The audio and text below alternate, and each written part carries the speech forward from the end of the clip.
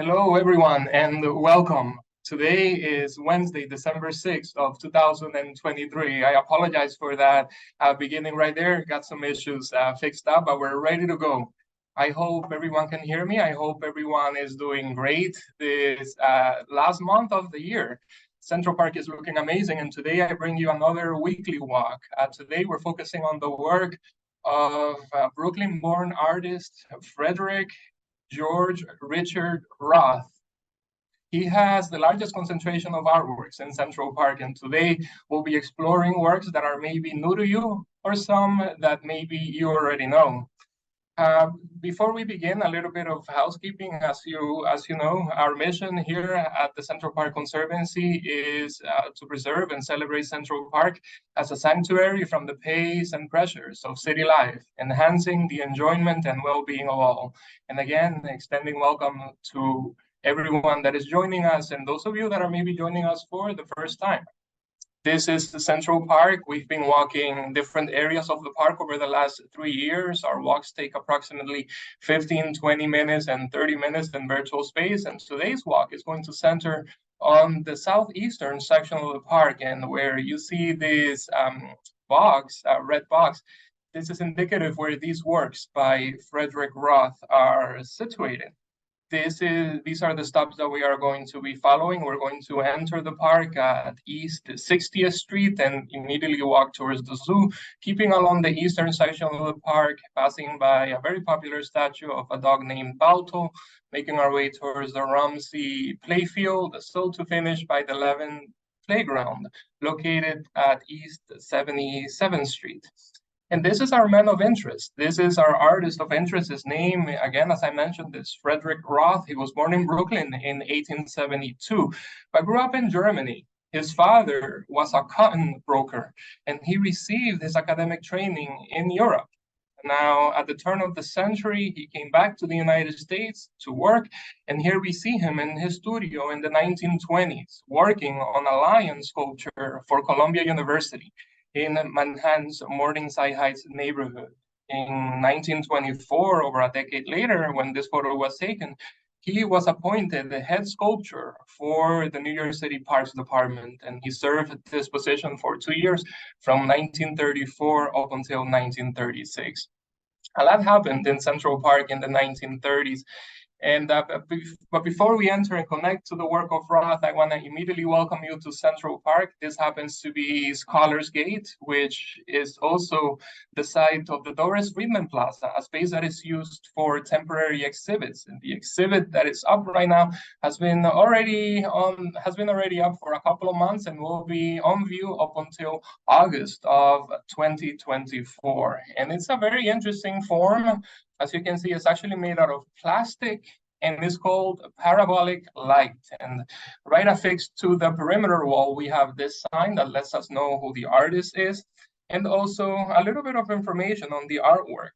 Parabola, some of you might be familiar, is a form. It's a mathematical form. It's usually a curve. It's a curve, and that curve, if you focus light on it, think of the parabolas that are looking into outer space to maybe get some radio signals. The parabolas, concave in shape, they gather all signals that come into it and focus it on one single point. Art at the Doris Friedman Plaza is always inspiring us to look at things in a new perspective, to look at our surroundings from a new perspective. And this is definitely the case with Parabolic Light by Fred Eversley, born in Brooklyn as well, as I mentioned.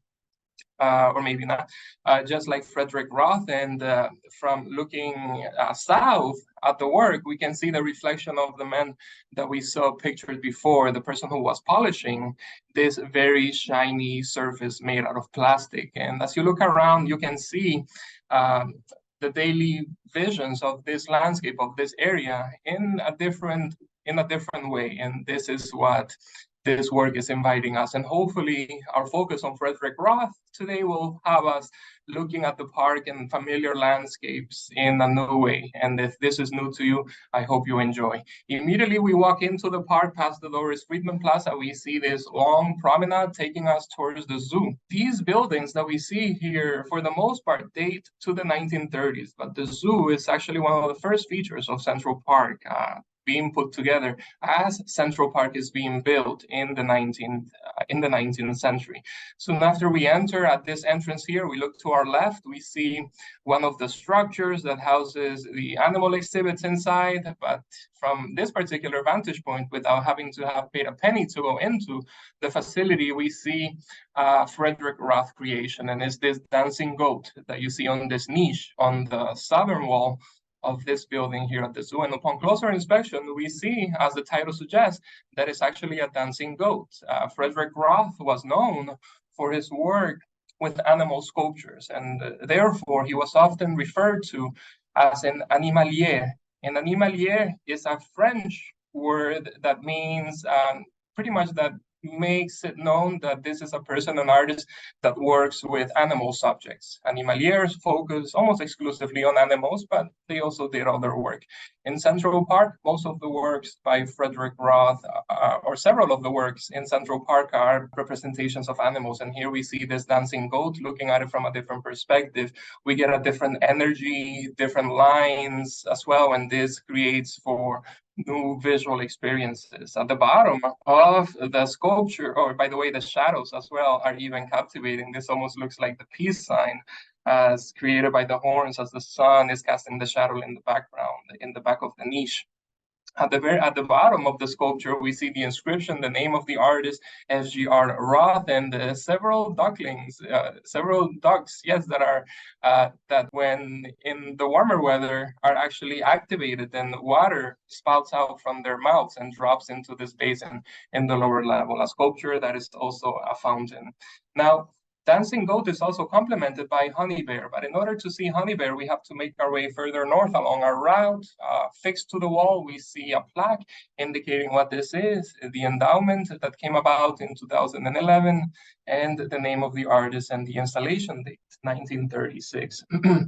And keeping on the wall, if we look at the top of the building, this is the eastern wall of this very building where Dancing Goat is situated. We also see these friezes at the very top part. These were also created by Frederick Roth, and they were all put together at the time when the Central Park Zoo is being revamped and more buildings are being created and more spacious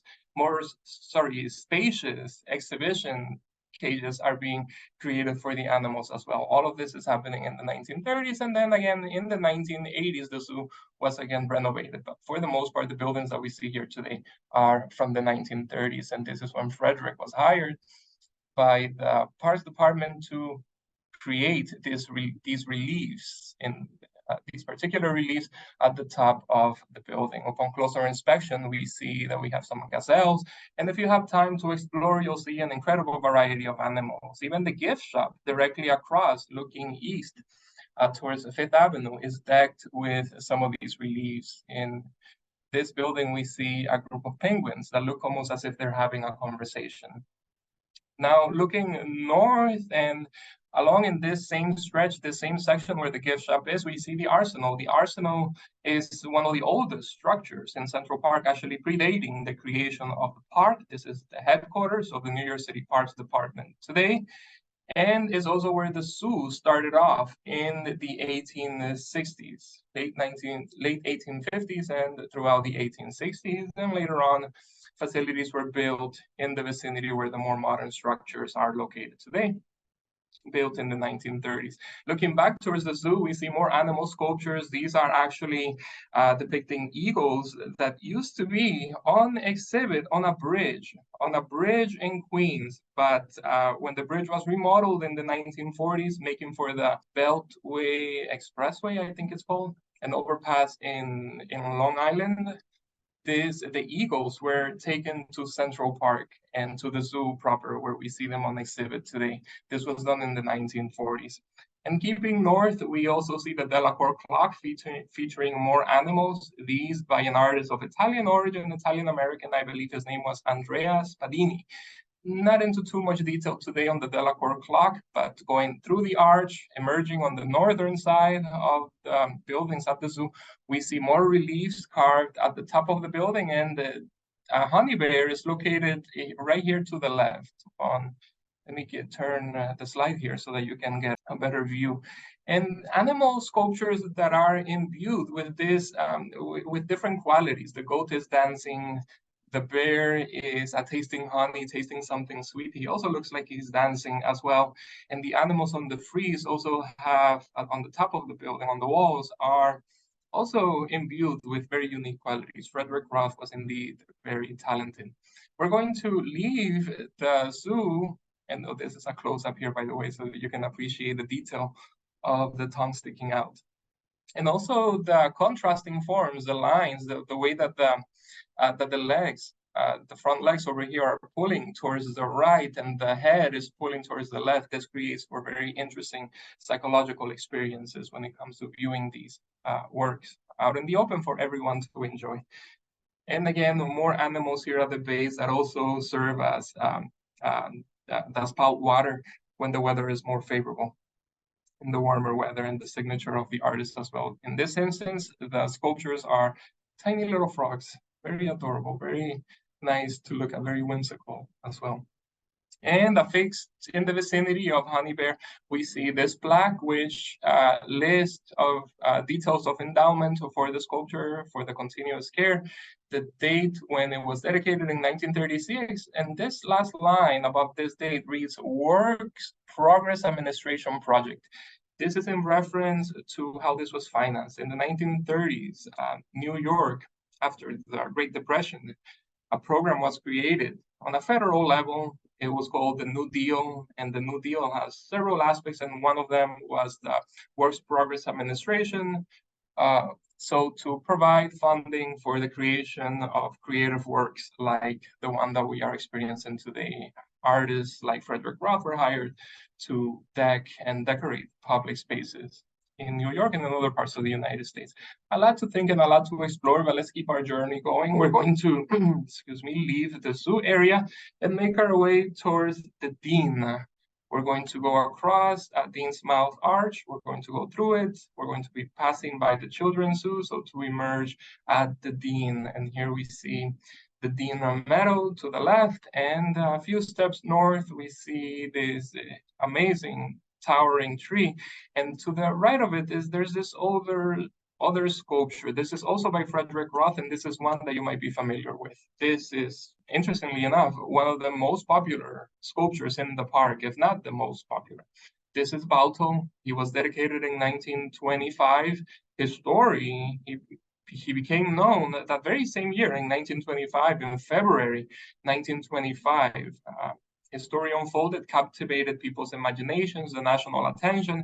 And in that same year, Frederick Roth was hired to create this sculpture to memorialize him for all eternity, for all time, in our beloved Central Park. His story has been turned into a movie. Balto is the name of the movie.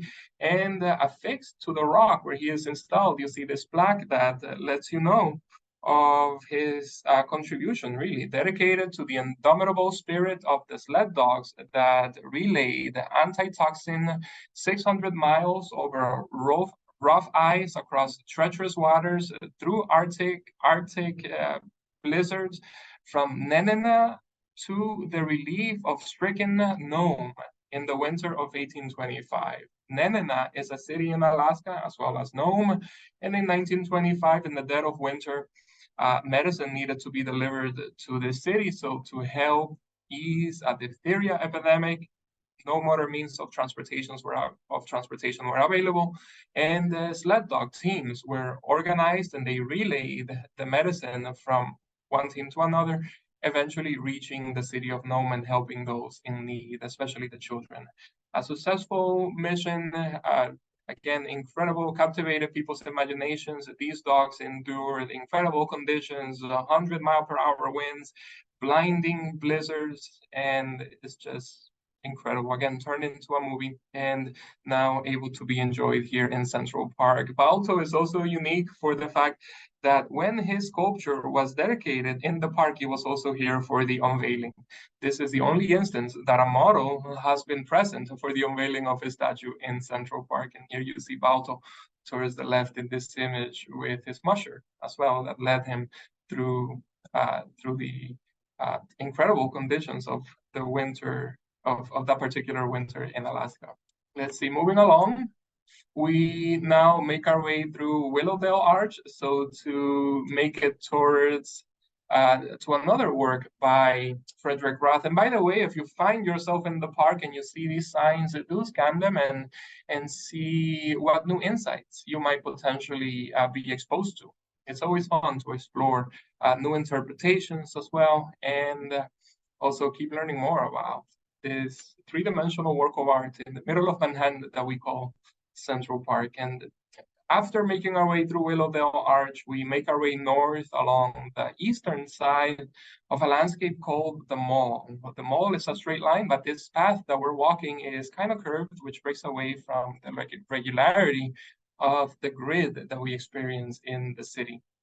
As I was walking along, I noticed an adorable squirrel scratching. This is why I wasn't able to catch a still image, because it was moving incredibly fast. And recently we've been talking amongst ourselves, my colleagues and I, about the scarcity of black squirrels. Black squirrels are not very dominant or very abundant in Central Park, but since we've had this conversation, I'm now noticing black squirrels absolutely everywhere, which is kind of interesting to experience. Very fun. And as we make our way, as we continue north along this path, we reach the Rumsey Playfield. And this is the approach. This is the welcoming space to that open field, which at one time provided for different uses. But upon closer inspection, we see here that at the middle of this welcoming space, we have a sculpture. And this sculpture, from this vantage point, almost looks like a witch riding a broom, but this is a female figure, yes, riding on top of a goose. And if you guessed that this is a sculpture of Mother Goose, you are right. And this is what it is. And this sculpture stands on the eastern entrance to Rumsey Playfield and is made of carved granite, playful sculpture that depicts Mother Goose and several other figures from her nursery rhymes, including Humpty Dumpty, Old King Cole, Little Jack Horner, Mother Hubbard, and Mary and her little lamb as well. If you explore it, walk around it, you'll be able to see and depict these different characters. As you might have noticed, ahead, this oval shape over here is a representation of the iconic Humpty Dumpty. These are stories that we grew up with that many are familiar, and to see them in this context is very enriching. So if you find yourself in this section of the park, definitely stop by and check it out.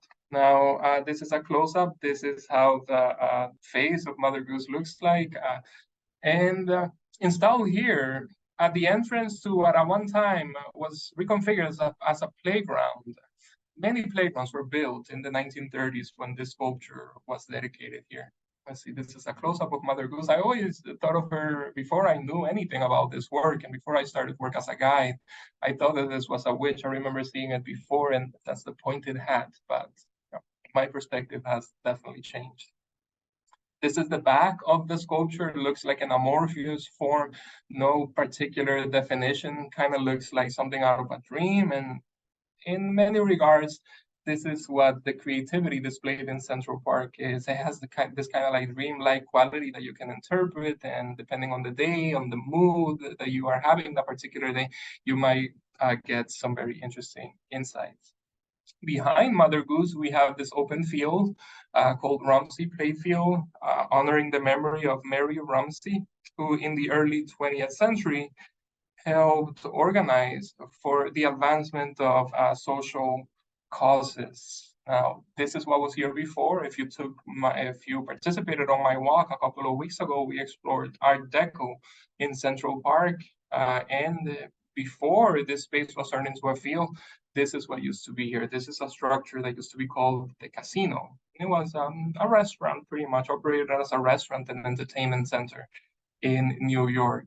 Continuing in that dynamic of celebration, last November, about a month ago, the Rumsey Playfield was transformed into an emerald wonderland as we here at the Central Park Conservancy hosted our annual gala sponsored by Harry Winston. And it was an emerald-themed evening, raising $1.3 million for the crucial maintenance of Central Park. And the theme was A Night in the Emerald City, a wink to the iconic Wizard of Oz. Again, always thinking of creative ways that we can organize for keeping the Central Park experience for as many people as possible to enjoy. Magical evening, for sure. And before we leave the Rumsey Playfield, I just want to give you this full view, frontal view of the sculpture. Again, very imaginative, inspires a lot of visual exploration, very visually stimulating. We're going to leave Rumsey Playfield, making our way towards our last stop, seeing the last work by Frederick Roth in Central Park. We are going to be making our way past Pilgrim Hill. There's a sculpture of a pilgrim. If you look in this direction here in the middle ground, towards the left of this image on your screen, we're going to go across the drive, making our way down Pilgrim Hill towards conservatory water. And in this image, you can see how conservatory water has been drained in preparation for the winter months ahead. As we take this path, making our way north along conservatory water, we see on this field here to the left, Pilgrim Hill again, you see, I forgot to take a better picture, but these yellowish elements in front of the trees here are hay bales that are placed strategically so that if it happens to snow and people use this hill for sledding, as they come down, they are not bumped or harm the bark of the tree or harm themselves as they're making their way at sometimes incredible speeds. It's very fun to see. It's very fun to sled in Central Park, and it's also fun to see people sledding in this hill and in many of the others throughout the park.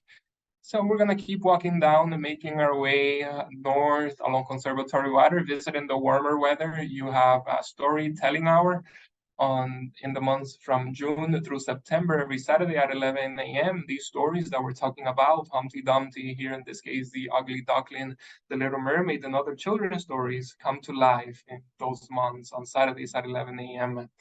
Something fun to do and explore in this section of the park. And as I continued north along Conservatory Water, I was amazed to find these burning bushes, as they are called, and called so because in this time of the year, they turn this beautiful red and orange colors. And in this particular display here, you see them encircling or surrounding this beautiful Atlas cedar tree, which is a tree that is native to the continent of Africa. Alice in Wonderland in the vicinity, the very popular Alice in Wonderland sculpture, is also surrounded by these burning bushes. Always an amazing experience to experience Alice.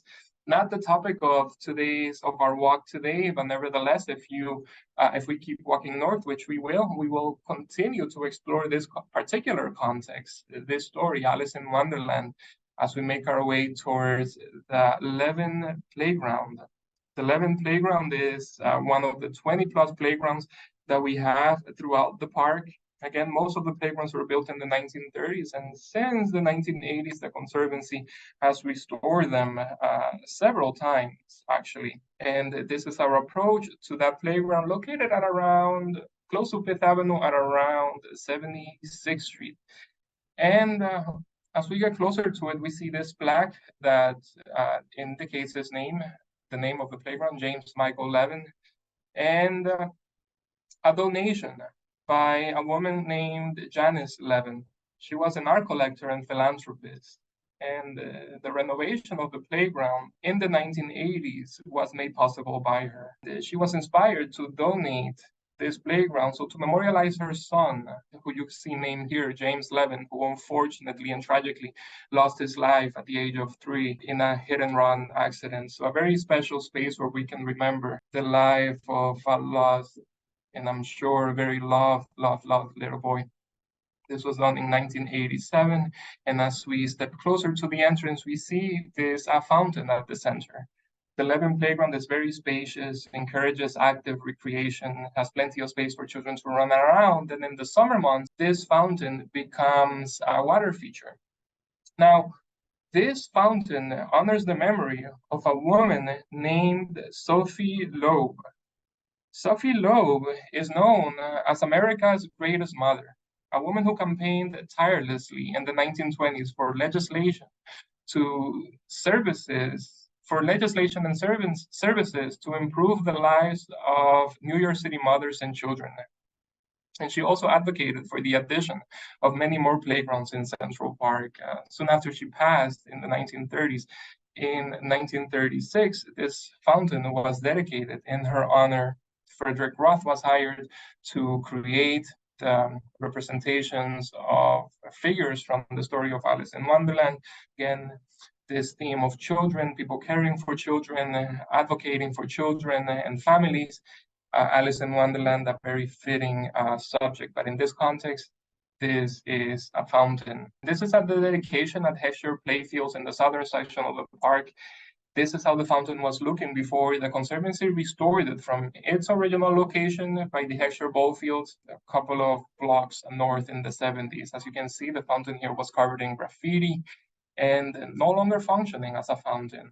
The Conservancy restored it and recreated it with these water features where in the warmer weather allow for children to refresh and cool off in the very hot summer days that we get in this part of the world. In the winter months, the fountain is turned off, the water feature is turned off, and this gives us an opportunity to explore the figures depicted here a little bit closer.